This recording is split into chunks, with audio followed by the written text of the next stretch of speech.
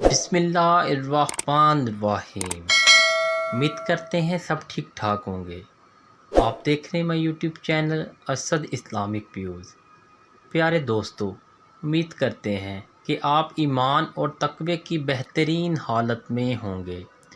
آج ہم آپ کو ایک منفرد اور بہت خوبصورت واقعہ سنانے جا رہے ہیں۔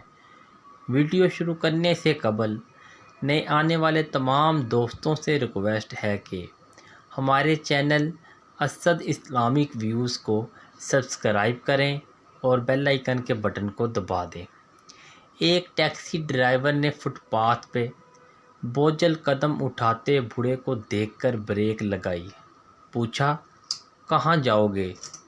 بوڑھے نے سامنے پہاڑ کی طرف اشارہ کرتے ہوئے کہا، اس پہاڑ کے پیچھے آخری کنارے پر میرا گھر ہے۔ ڈرائیور نے بیٹھنے کا اشارہ کیا۔ راستے میں بوڑھے سے پوچھا، کتنا دو گے کرایہ؟ بزرگ نے نم آنکھوں سے جواب دیا، بہت مال دوں گا۔ گھر پہنچ کر گاڑی جب گھر کی دہلیز تک پہنچی، دروازہ کھلا۔ معصوم بچے دوڑ کر آئے اور بزرگ سے لپٹ کر روتے ہوئے پوچھا، بابا ہمارے لیے روٹی لائے ہو یا رات کی طرح دن بھی بھوک میں گزرے گا؟ باپ اپنے معصوموں کی حالت زار دیکھ نہ سکا اور شرمندہ بھی ہوا۔ رو کر کہا، ابھی تک کچھ نہیں ملا میرے بچوں، مگر بہت جلد خدا اپنا رزق پہنچائے گا۔ ڈرائیور پر باپ بچوں کا مکالمہ ہتھوڑے کی ضرب کی طرح لگا۔ ہوٹل پر آیا، بھوکے بچوں کا کھانا لیا، جا کر معصوموں کے سامنے رکھا۔ اتنی بھوک تھی کہ سیکنڈوں میں وہ روٹی کھا گئے۔ پھر اسی نیت سے ڈرائیور خاموشی سے شہر کی طرف چل دیا کہ ان بھوکوں کی آگ بجھا دوں۔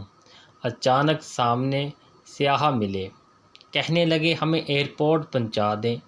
انہوں نے بغیر پوچھے اس کا کرایہ 100 دینار دیا، حالانکہ اتنی مسافت کے صرف 20 دینار بنتے تھے۔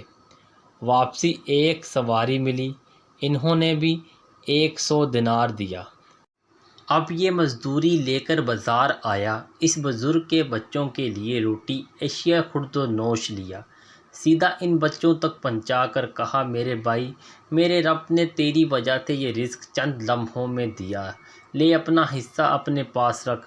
بوڑھا ممنون نگاہوں سے دیر تک دیکھتا رہا اور اس کے آنسو رکنے کا نام نہ لے رہے تھے۔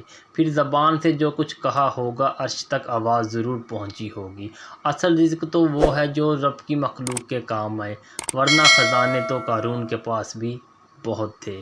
اللہ نگہبان۔